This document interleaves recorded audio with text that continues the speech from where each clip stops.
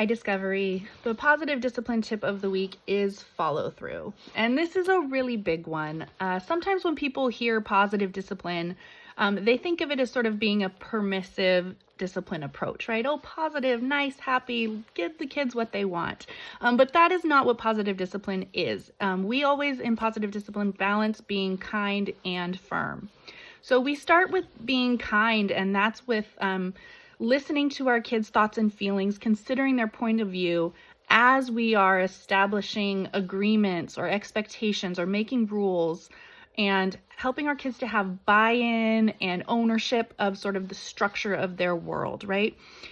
When it comes time to following through with a lot of those agreements, we all know that it can be tricky. Kids don't always have the same priorities as adults. And when it comes down to it, sometimes they don't want to follow through on what they're supposed to be doing.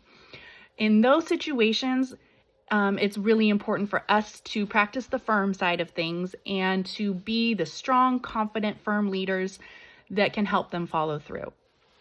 For example, lately on campus, some people have been noticing that some of our younger students especially have been having a hard time going back to class when the bell rings after recess and lunch. They just want to stay out and keep playing. Understandably, right? That's their kids, that's their priority. But we can't let them do that, right? When the bell rings, they need to go back to class. So when we need help helping our kids following through, we can remember a few different steps.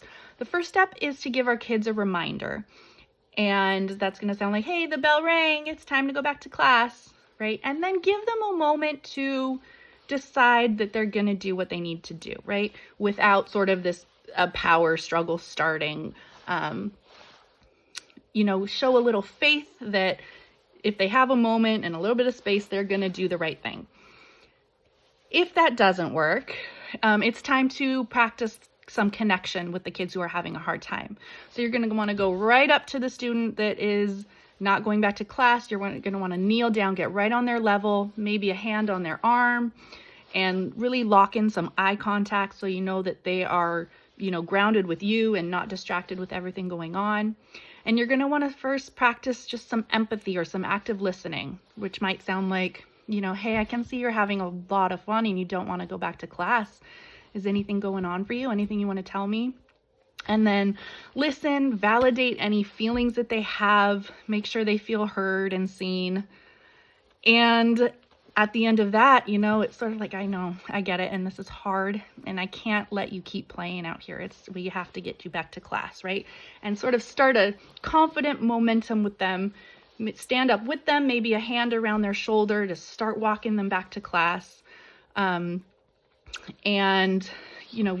getting that started. And usually that's enough. For most kids, that's going to be enough. Every once in a while, it's not. And this kid in front of you might run away, pretend you don't exist.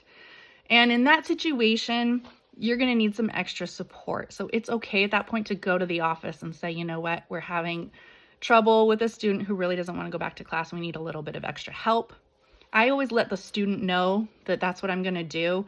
I say, hey, okay, I can see you're really having a hard time. It's not an option for you to keep playing out here right now. So I'm going to have to go let the office know so that they can have someone come out and help you get back to class.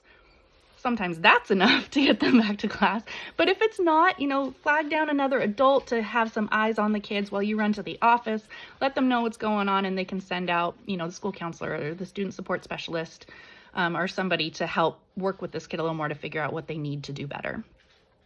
What we don't want to do is to just drop the limit and just let them play and hope that they're going to choose to go back to class at some point.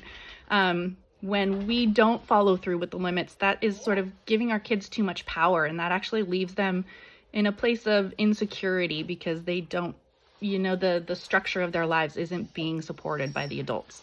So we want to make sure that in these situations, we're giving reminders with some space for the kids to make the right choice, then using some connection to figure out what blocks are happening. And at the end of that, sort of doing whatever you need to do to uphold the limit in the moment, and meet with the kid afterward, when things are a little de-escalated, say, hey, that didn't work very well. What happened earlier? Let's figure out what we can do better next time. And just have that check-in so that, you can keep making progress work for a better result next time. So I know this is tough stuff. It's tricky, but it gets easier with practice. So good luck this week.